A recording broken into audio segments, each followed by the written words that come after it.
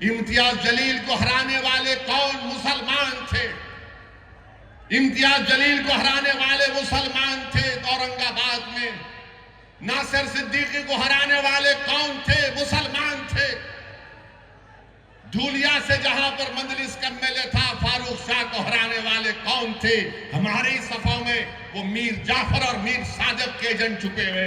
वो दोबारा मुस्तफाबाद को भी आएंगे, आकर तुमसे कहेंगे मैं तुमको कह रहा हूं। किसी शायर ने बड़ा अच्छा कहा था, वो शेर याद आ रहा है। क्या कहा था शायर ने? वाकिफ नहीं है जो लोग सफर के उसूल से, वाकिफ नहीं है जो लोग सफर के उसूल से, साये की भीख मांग रहे बबूल से। ये वो लोग हैं आकर वही सेकुलरिज्म का पुराना राग लगाएंगे। अरे कहां का सेकुलरिज्म है बताओ? ये सेकुलरिज्म है कि केजरीवाल को बेल मिल जाती है और दूसरों को नहीं मिलती? कौन सा सेकुलरिज्म है बताओ ये? मेरे अजीज दोस्तों और बुजुर्गों, मेरी आप सदैवन गुजारिश है कि मुत्तहदा तौर पर अपने वोट का इस्तेमाल करिए। डरने और घबराने की जरूरत नहीं है। अब हमारे जाने के बाद मजलिस के उम्मीदवार का जलसा हो चुका, तो लोग आके बोलेंगे देखो बीजेपी को रोकना है, यकीनन रोकना है। कोई आकर अगर ये कहेगा कि देखो अपने बच्चों को समझाओ वरना गब्बर सिंह आ जाएगा, तो मैं उनसे कहूंगा कि आप उनको जवाब दीजिए कि अब हम सोने वाले नहीं हैं, अब हम जाग चुके हैं। अब हम नहीं सोएंगे। तुम 75 साल के हमको ये झूठे सेकुलरिज्म की अफीम हमको चका चका कर तुमने हमको सुला दिया। अब हम जागने वाले हैं। जो लोग हमसे कह रहे हैं कि देखो खामोश हो जाओ, सो जाओ, उनसे कहो कि हमारे दरमियान में एक पागल असद आया है जो हमारा शेर है, हमको जागने की आदत डाल चुका है। अब हम जागेंगे, सोएंगे नहीं। अब हम होशमंदी से अपने वोट का इस्तेमाल करेंगे। मेरे अजीज दोस्तों और बुजुर्गों, आपकी आवाज आपके हाथ में है। आपकी आवाज आपके हाथ में है। अगर हमारी इस बहन की ये जज्बाती बातें जो ताहिर हुसैन की वाइफ ने, उनकी बेगम ने आपके सामने कही, थोड़ी देर के लिए ये भी सोचिए कि हमारे हर घर की कहानी है। ये हमारे हर घर की कहानी है। मेरे भाई, इज्जत की जिंदगी अगर गुजारना है तो सिर्फ नारों से हम इज्जत की जिंदगी नहीं गुजार सकते। अगर हम मुस्तफाबाद में सफाई का इंतजाम चाहते हैं, मुस्तफाबाद में वो ब्रिज रोड की ट्रैफिक जहां पर उसका मसला हल करना चाहते हैं, हम अच्छा पीने का पानी हासिल करना चाहते हैं, हम स्कूल चाहते हैं, कॉलेज चाहते हैं, तो सिर्फ नारों से नहीं होगा। तुमको अपनी आवाज को भिजाना पड़ेगा। दिल्ली के विधानसभा में लड़ना पड़ेगा तुमको, और उसके लिए आपको एक वोट का सही इस्तेमाल जब आप करेंगे तभी आपको कामयाबी मिलेगी। वरना सिर्फ हम वोट डालने वाले बनकर रह गए, हम वोट लेने वाले नहीं बन सके। वोट हासिल करो। और कैसे हासिल करेंगे? जब आप मजलिस के में अपने वोट का इस्तेमाल करेंगे। लोग बहुत सी बातें करेंगे, ये नहीं होने वाला है, ये फुला होने का, ऐसा होगा। मेरे अजीज दोस्तों और बुजुर्गों, क्या क्या आपने देखा? मुझे यहां पर यह बताया गया, बल्कि सच्चाई है, दिल्ली में वो फसाद हुआ, 2022 का प्रोग्राम हुआ। यहां का मुख्यमंत्री अगर मरने वालों को 1 करोड़ देता है, गवर्नमेंट की नौकरी देता है, तो दूसरे भी तो मरे। उनको क्यों नहीं दिया तुमने गवर्नमेंट की नौकरी और पैसे? अरे तुम फिरका परस्त हो केजरीवाल, भारत में तुमसे बड़ा कोई फिरका परस्त नहीं हो सकता है। नरेंद्र मोदी का अगर कोई हकीकी भाई है, नरेंद्र मोदी का अगर कोई हकीकी भाई है तो उसका नाम केजरीवाल है, याद रखो आप। सिक्के के 2 रुख हैं ये, सिक्के के 2 रुख हैं ये। अरे फसाद में सब मरे, मरने वाले मासूम थे, तो तुम सबको देना था गवर्नमेंट की नौकरी और एक्स ग्रेशिया, मगर नहीं दिए, नहीं दिए।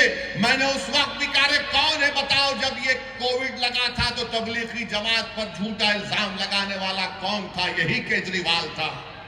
सुपर स्प्रेडर का नाम दिया था। बड़ी बड़ी बातें करते हैं, हम ये स्कूल बनाए, हम फुला किए। अरे मुस्तफाबाद को केजरीवाल मेरे साथ चल के बताओ तुमने क्या काम किया, मैं दिखाऊंगा तुमको। यहां पर आएंगे, मुसलमानों के दरमियान में आएंगे तो बोलेंगे देखो आपकी जिंदगी को हम बचा रहे हैं, और हमारे हिंदू भाइयों के इलाकों में जाएंगे तो बोलेंगे देखो हमने ये अस्पताल बनाया, ये स्कूल बनाया। क्यों अस्पताल स्कूल यहां पर क्यों नहीं बना?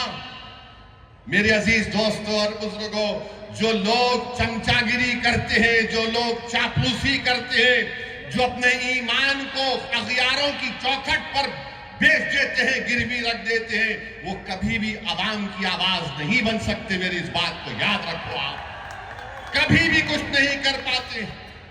क्या क्या नहीं हो रहा है। मुझे यहां पर हमारे शोएब जामाई साहब बताए कि कचरे का कितना बड़ा मसला है, कितना बड़ा मसला है। और जब ये केजरीवाल मुख्यमंत्री बने तो पब्लिसिटी के लिए 1 रुपया खर्चा होता था। अब केजरीवाल के मुख्यमंत्री बनने के बाद 44 रुपये पब्लिसिटी पर खर्चा किए जाते हैं। 44 रुपये।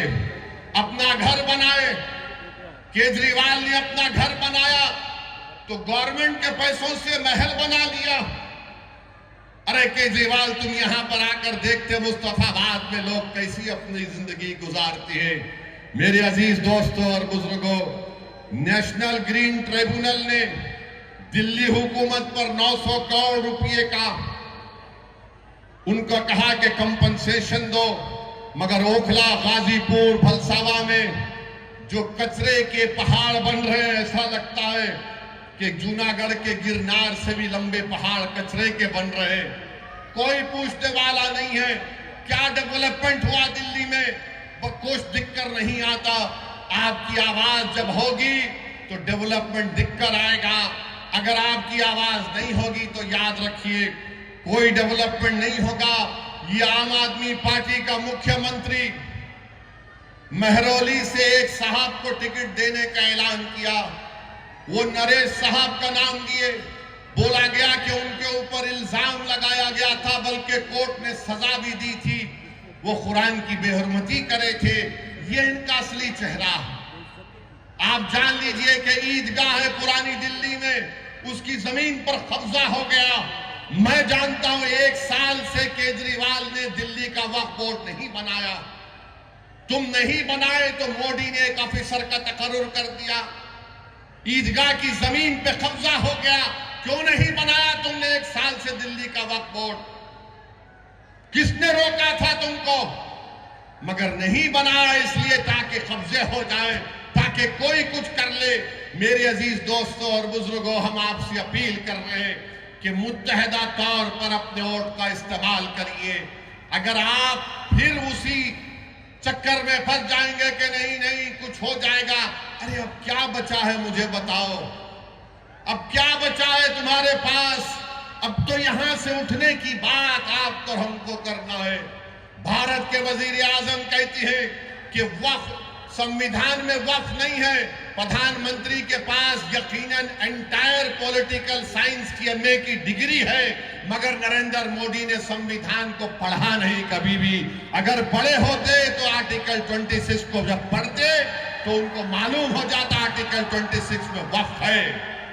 प्रधानमंत्री बोलते हैं यूसीसी को लागू करेंगे। अरे प्रधानमंत्री, हिंदू अनडिवाइडेड फैमिली के टैक्स रिबेट तुम खत्म करो, लव जिहाद के कानून तुम बनाते हो, कोई अपना मजहब तब्दील नहीं कर सकता। और आजकल बीजेपी तो बाबा साहेब अंबेडकर के बारे में अनाप शनाप बक रही है।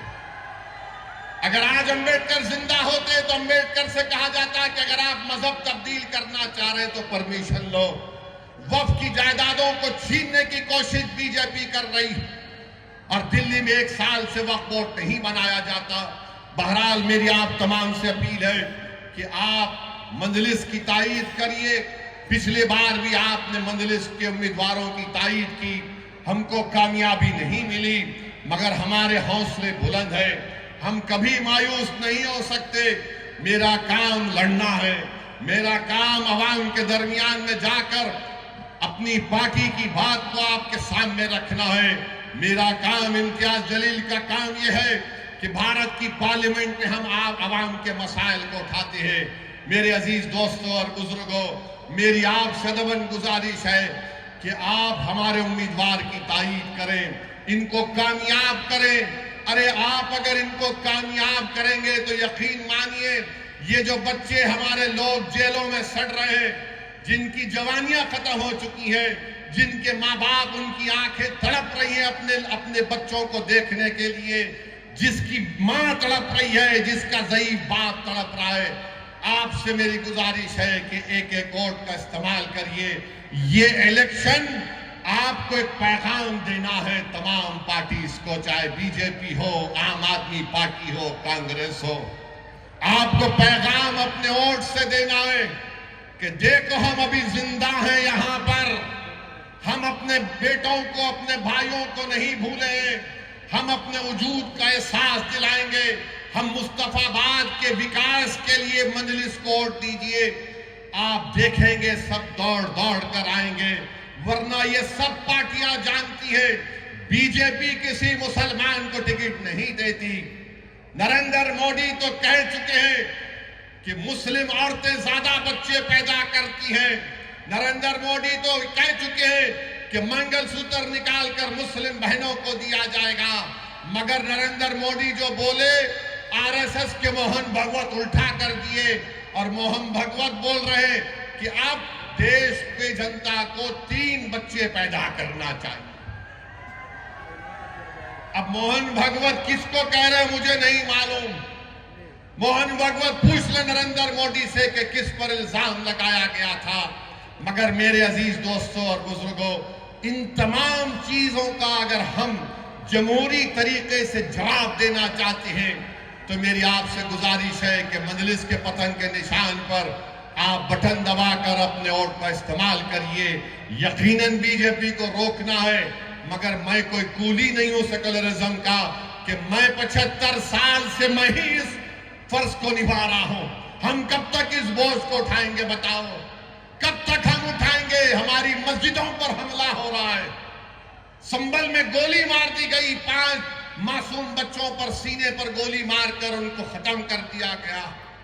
500 साल के बाद मुझसे कहा जा रहा है बताओ ये तुम्हारी मस्जिद है या नहीं। 800 साल के बाद कहा जा रहा है कि ख्वाजा अजमेरी की दरगाह है नहीं, तुम बताओ। मेरे भाई याद रखो, तुम जिस पर भरोसा कर कर टेका लगा कर बैठे हो ना, वो जानते हैं कि इसी तरह की बातें अगर कोई करता रहेगा हम डर कर उनको वोट देंगे। अरे मैं तुमसे कह रहा हूं, अगर आप उठेंगे, नौजवानों याद रखो ये तुम्हारी लड़ाई हम लड़ रहे हैं। मेरी जिंदगी का चिराग कब खत्म हो जाए वो अल्लाह जानता है, मगर मुस्तकबिल तो तुम्हारा है। अगर आज तुम उठकर मुत्तहदा अपने वोट का इस्तेमाल करोगे तो कोई तुमको डरा नहीं सकता। तुम डरते हो तो इसलिए डराया जा रहा है। जिस दिन तुम नहीं डरने का ऐलान करोगे, और नहीं डरना सिर्फ जबान से नहीं डरना जब तुम कहते हो कि मैं किसी बाप से नहीं डरता, मैं किसी माइका लाल से नहीं डरता, मैं किसी मोदी से नहीं डरता, मैं किसी केजरीवाल से नहीं डरता, उसको अमली जामेनामा कैसे पहनाएंगे? सिर्फ नारा लगाने से तुम खुश हो जाओगे नहीं, तुमको जाकर अपने वोट का सही इस्तेमाल करना पड़ेगा। और सही इस्तेमाल मुस्तफाबाद में पतंग के निशान पर ताहिर हुसैन के लिए, उन तमाम मजलूमीन के लिए, इस विधानसभा के विकास के लिए आपको अपने वोट का इस्तेमाल करना पड़ेगा। इस डर को निकालो अपने दिमागों से। तुम कब तक और हम कब तक डरते डरते जिंदगी गुजारेंगे? एक बार इस डर को निकालो। इस दिल्ली के विधानसभा में आप अपने इत्तेहाद की निशानी के तौर पर मजलिस के नुमाइंदों को कामयाब करो। देखो हालात बदलेंगे, वरना याद रखो कोई आसमानों से आने वाला नहीं है, कोई जमीन से निकल कर आने वाला नहीं है। और अल्लाह भी उन्हीं लोगों के हालात को बदलता है जो अपने आप को बदलना चाहते हैं। अगर आप अपने आप को बदलना चाहेंगे तो अल्लाह इंशाअल्लाह ताला हमारे मुश्किलात में आसानी पैदा करेगा। अगर आप अपने हालात को बदलना चाहेंगे तो अल्लाह हमारे लिए हमारे मंजिल मकसूद को हमको पहुंचा देगा। अगर तुम सिर्फ दिमागी पसोपेश में रहोगे कि क्या होगा, ऐसा करे तो ऐसा होगा, नहीं करे तो क्या होगा। अरे हमारी जिम्मेदारी जितनी है उतना निभाओ, हमारी जितनी जिम्मेदारी है उतना तो निभाओ। मगर ये सिर्फ आप देख रहे हैं कि कभी ये कभी वो, ये नहीं चलने वाला है मेरे दोस्त। अब केजरीवाल कह रहे मैं ये दे दूंगा, मैं वो दे दूंगा, मैं ये कर दूंगा, सब कर दूंगा। केजरीवाल अपने जेब से नहीं दे रहे हैं, उनके अब्बा का पैसा नहीं है, गवर्नमेंट का पैसा है। मैं ये दे दूंगा, मैं वो दे दूंगा। अरे क्या दोगे तुम ताहिर हुसैन के घर को आकर तुम नहीं मिल सके, तुम क्या दे सकते हो? जो जेलों में है तुम उनके परिवार से एक बार फोन करके नहीं बात कर सके, तुम क्या दे सकते हो? तुम यहां पर रोड पे ट्रैफिक जाम होता, तुम उसको हल नहीं करे, तुम क्या दे सकते हो? इस विधानसभा में तुमने कौन सा स्कूल कॉलेज खोला, बताओ हमको। तुमने कुछ नहीं किया। क्यों नहीं किया? क्योंकि केजरीवाल और मोदी जानते लोग डरते हैं। इनको डरा कर रखो, और इनको डरा कर रखो तो एक मुश्त में इनके वोट लेकर जाओ। और जब मैं इस तरह की बात करता हूं तो बोलते देखो ओवैसी वोट काटने के लिए आया है।